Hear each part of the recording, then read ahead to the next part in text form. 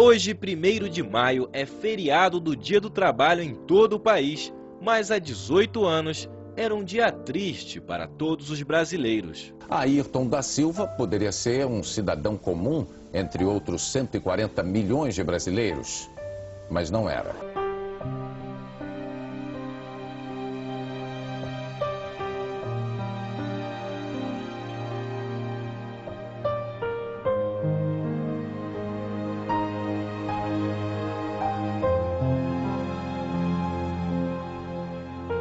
A gente não pode ter perdido uma pessoa tão querida. Não é mentira, não é verdade. O dia que o maior ídolo do país nos deixou. E por isso, nosso diário secreto será dedicado a ele, ao eterno Ayrton Senna do Brasil. Senna do Brasil!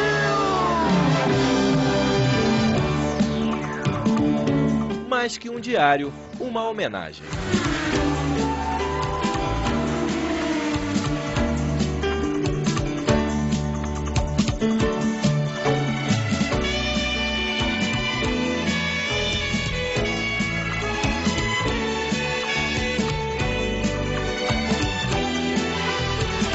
O 1º de maio de 1994 era para ser um feriado do Dia do Trabalho como outro qualquer na vida dos brasileiros. Todos já estavam esperando ouvir um possível tema da vitória durante o almoço em família daquele domingo com Ayrton Senna, o tricampeão mundial da Fórmula 1.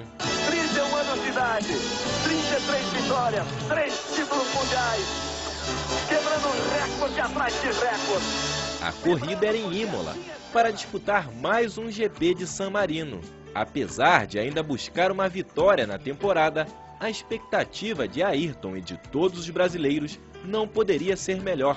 O piloto tinha acabado de trocar a McLaren pela Williams, que vinha de 2 títulos mundiais e na época era considerada a melhor equipe dos últimos tempos. Mas a curva de Tamburello interrompeu a trajetória de um dos maiores ídolos mundiais no esporte.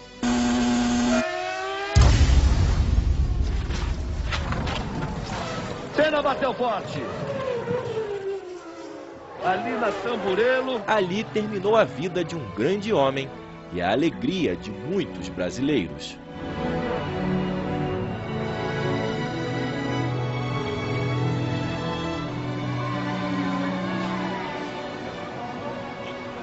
Era um ídolo para mim. Ele representava muito o Brasil. Beijo, Senna. Não te esquecerei nunca mais. Ayrton Senna da Silva, sobrenome mais comum do Brasil. Talvez por isso, tantos trabalhadores se identificassem com Ayrton. Ele não provocava em seus fãs apenas euforia e admiração, mas principalmente respeito. Ele sabia, como ninguém, honrar sua gente através do esporte. Mas antes de revivermos o dia que entristeceu o país inteiro, vamos conhecer todo o caminho que Ayrton Senna percorreu e que fez sua história através de talento, coragem e dignidade dentro e fora das pistas. Ayrton Senna da Silva nasceu no dia 21 de março de 1960 em São Paulo. Desde muito cedo era clara sua paixão pela velocidade. Seu maior incentivador, o próprio pai, lhe construiu o primeiro kart quando tinha apenas 4 anos de idade, mas mal sabia que ali estava começando uma das mais brilhantes carreiras do automobilismo mundial. A habilidade do garoto na condução do novo brinquedo impressionou a família. Aos 9 anos, já conduzia jipes pelas estradas precárias dentro das propriedades rurais do pai. Era notável que a vontade de pilotar um carro corria nas veias de Senna. Começou a competir oficialmente nas provas de kart aos 13 anos e terminou como segundo colocado em várias ocasiões. Já mais treinado nos anos de 1977, 78 e 80, ganhou o Campeonato Sul-Americano de Kart e no mesmo ano ganhou o Campeonato Brasileiro. Era um futuro promissor, mas impossível saber que dali sairia um dos atletas mais amados do mundo. Uma carreira como piloto já era esperada. Seu talento nas pistas atraía os empresários das equipes de diversos tipos de automobilismo. Depois de passar pela Fórmula 3, Ayrton começou a chamar a atenção da Fórmula 1, mas foi na Toleman que ele estreou. Levou a pequena equipe a ter resultados jamais alcançados. No final de 1984, ele trocou de equipe, indo para a Lotus. Foi nessa equipe que os especialistas em velocidade começaram a perceber que o novato Ayrton tinha algo diferente. Uma vibração especial, uma garra que só mesmo um brasileiro podia ter. Só pela Lotus ele venceu 6 corridas ao longo de 3 temporadas. Mas um susto quase o tirou das pistas precocemente. Recém-contratado pela Lotus, Senna acordou com o lado direito do rosto totalmente paralisado. A primeira impressão que se teve é de que o jovem tinha tido um derrame, mas tudo não passou de uma paralisia facial. Senna fez massagens e usou medicamento à base de cortisona. Teve uma recaída ao dormir no hotel carioca com o ar-condicionado ligado. O piloto só se recuperou totalmente em fevereiro de 1985. A partir daí, sua história seria escrita e ficaria para sempre na memória dos fãs. Tenho certeza que a gente tem tudo para dar certo. A equipe é uma equipe estruturada, o carro é novo e a gente tem bastante tempo para se ajustar até o início. 1985 vai ser o ano de Ayrton Senna na Fórmula 1. Tomara que você esteja certo, a gente vai lutar para isso. Em 1988, juntou-se a McLaren com o francês Alain Prost, que seria posteriormente o maior rival de sua carreira. O duelo entre os dois pilotos era a rivalidade mais famosa das pistas, mas essa briga rendeu momentos memoráveis para quem gostava de velocidade. Foi nesta mesma temporada que Ayrton Senna mostrou que não era igual aos outros pilotos. Ele estava na pole position e precisava do primeiro lugar no GP do Japão para conquistar o título de 1988. Mas logo na largada, ele confundiu as marchas e caiu para 16º lugar.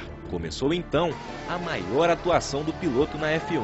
Debaixo de chuva e num ritmo alucinante, Senna foi ultrapassando seus adversários, até deixar o principal concorrente, Alain Prost, para trás. No mesmo dia, ele conquistou uma vitória, o título e a consagração de um novo mito. Vibra, é a vitória, Ayrton Senna do Brasil! Campeão mundial de 1988! Foi assim que ele viveu anos vitoriosos pela equipe. Em 1990, se tornou campeão mundial novamente. E na temporada seguinte, Senna faturou seu 3º título mundial, tornando-se o piloto mais jovem a conquistar um tricampeonato na Fórmula 1. Façanha que ainda mantém até os dias atuais. Nascia assim um ídolo brasileiro, admirado pelo caráter, respeitado pela coragem e consagrado em seu país e no mundo todo. Sua reputação de piloto veloz ficou marcada pelo número de pole positions. No asfalto chuvoso, Ayrton era imbatível.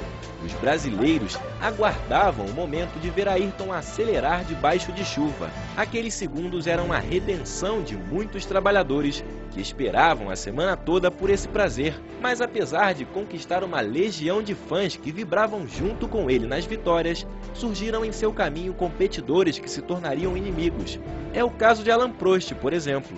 A competição entre Senna e Prost fez rachar a relação entre os dois e culminou em um alto número de acidentes entre eles. A dupla venceu 15 das 16 corridas disputadas e ambos eram da mesma equipe, porém isso não impedia a rivalidade nas pistas. Devido a essa inimizade com Prost, Senna começou a ter problemas também com a presidência da McLaren. Foi a partir de 1992 que a Williams-Renault dominava amplamente a competição, tanto é que o campeão da temporada foi outra inimizade de Ayrton, o piloto Nigel Mansell. Mas o que surpreendeu de verdade naquela temporada foi o enrosco que o piloto brasileiro teve com o jovem Michael Schumacher. Durante o Prêmio da França, após a largada, Senna ia contornar a curva Adelaide, quando de repente foi atingido por Schumacher. Sem condições de sair do local, Senna abandonou a corrida prematuramente. Antes de começar a segunda largada, o brasileiro sem o macacão foi até o grid onde estava posicionado o carro do piloto. O tricampeão brasileiro queria conversar rapidamente com ele antes de dar entrevistas para a imprensa. Embora Senna quisesse uma conversa amigável com Schumacher, o próprio alemão não quis dialogar naquele momento. Sem muito o que fazer, Senna deixou o local, pulou a mureta da pista e foi embora, deixando a imprensa internacional que estava ao seu redor sem maiores explicações. Descontente com as falhas da equipe no fim do ano de 92, Ayrton cogitou a hipótese de ir correr na Fórmula Indy. Sem renovar com a McLaren e sem acertar com a Williams, o piloto viajou com Emerson Fittipaldi até Phoenix, no Arizona. No entanto, assinou com a McLaren e continuou na Fórmula 1. Mesmo insatisfeito com a McLaren, Senna conseguiu terminar a temporada de 1993 como vice-campeão, vencendo 5 corridas. Mas isso não o fez continuar na equipe, porque todas as crises já o tinham desgastado. Brasil! Bate no capacete, Ayrton Senna do Brasil! Logo após o final da corrida, o telão do Autódromo de Suzuka mostrou insistentemente a imagem do acidente e tudo o que aconteceu na tentativa de Senna voltar à pista. E foi observando essas imagens que os comissários de prova concluíram que, por não ter Senna percorrido normalmente a chicane na sua volta à pista, ele havia infringido o artigo 56 do regulamento da FIA. To be very honest, I mean, I'm quite happy to leave because I think it becomes absolutely impossible to work with Ayrton, and that's a good end of championship. Ele preferiu negociar sua transferência para a Williams em 1994. Todos aguardavam uma nova era para a Fórmula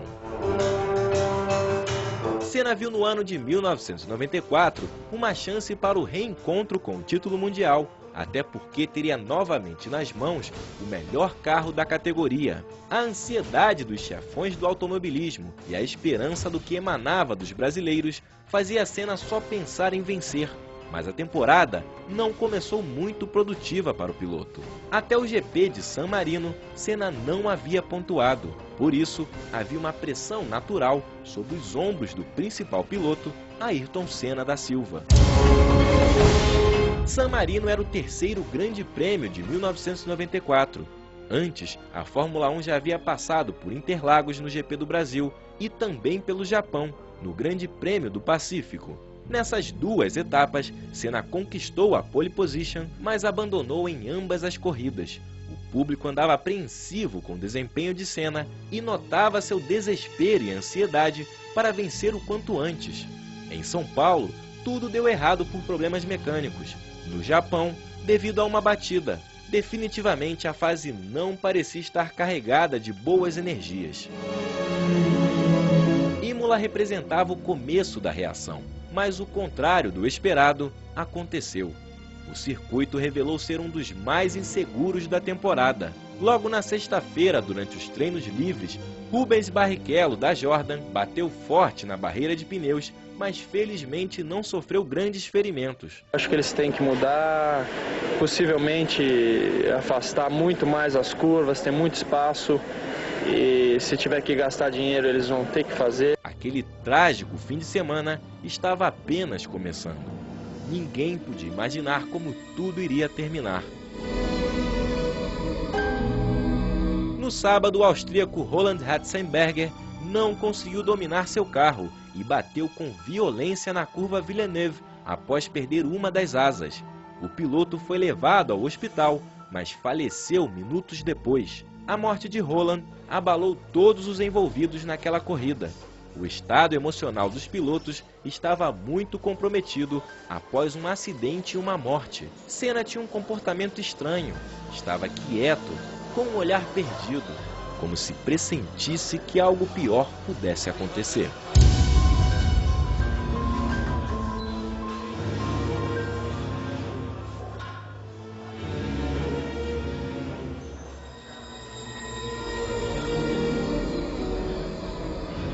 Diante desses dois acidentes, Ayrton começou um movimento junto aos pilotos para melhorar as condições de segurança e também reconsiderar a possibilidade dele correr em Imola.